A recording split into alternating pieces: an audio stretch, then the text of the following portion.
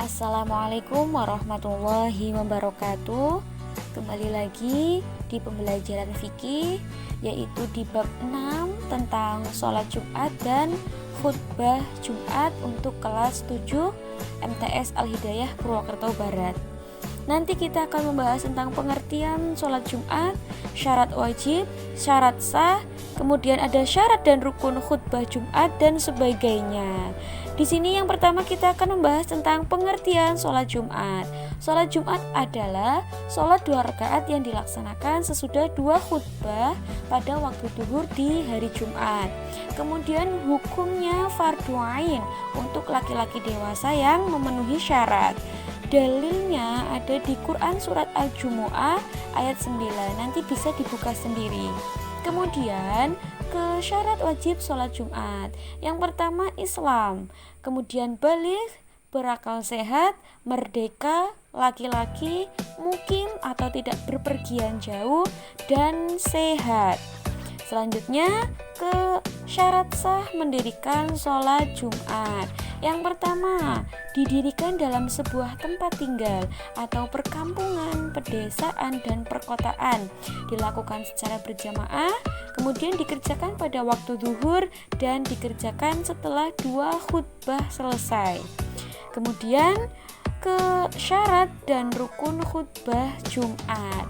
Nah, yang pertama kita membahas tentang syaratnya, yaitu khutbah dilaksanakan pada waktu zuhur. Kemudian khotib berdiri jika mampu, suara khotib harus keras, kemudian khotib duduk di antara 2 khutbah, khotib suci dari hadas dan najis, khotib menutup aurat, dan yang terakhir adalah tertib. Kemudian lanjut ke rukun khutbah Jumat. Yang pertama, mengucapkan tahmid atau pujian kepada Allah Subhanahu wa taala. Yang kedua, mengucapkan kalimat syahadat.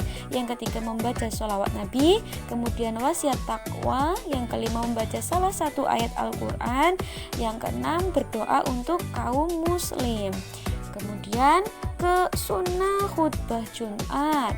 Ya, yang pertama dilakukan di atas mimbar, kemudian memberi salam pada awal khutbah, kemudian duduk sejenak setelah salam, menggunakan bahasa yang mudah dipahami, tidak terlalu panjang dan pendek. Kemudian khotib menghadap jamaah dan jamaah memperhatikan khotib yang sedang menyampaikan khutbah. Ya, itu sunnah khutbah Jumat. Kemudian ke hal-hal yang membatalkan sholat Jumat. Ya, yang pertama yaitu meninggalkan salah satu rukun sholat. Yang kedua, tidak memenuhi salah satu syarat sah sholat. Yang ketiga, berbicara dengan sengaja selain kepentingan sholat. Yang keempat, banyak bergerak lebih dari 3 kali. Kemudian makan atau minum, menambahkan rukun fi'il atau perbuatan. Kemudian tertawa, batuk, bersin dengan sengaja. Dan yang terakhir, mendahului gerakan imam. Itulah hal-hal yang membatalkan sholat Jumat yang harus kita hindari. Kemudian ke sunnah Jumat. Sunnah Jumat itu apa? Yang pertama itu mandi. Yang kedua membersihkan badan. Yang ketiga memotong kuku dan merapihkan kumis. Yang keempat berpakaian yang rapi, dianjurkan warna putih, memakai wangi-wangian, sholat sunnah qobliyah Jum'ah, dan siwakan atau menggosok gigi. Itu sunnah Jumat.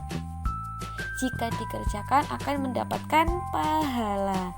Kemudian yang terakhir ada nilai pendidikan sholat Jumat. Ada apa? Yang pertama, disiplin waktu.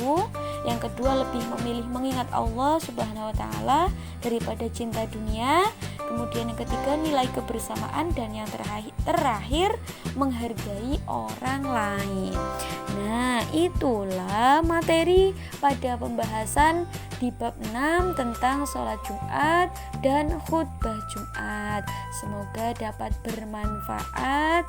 Sekian dari saya, terima kasih, tetap semangat dan belajar terus. Wassalamualaikum warahmatullahi wabarakatuh.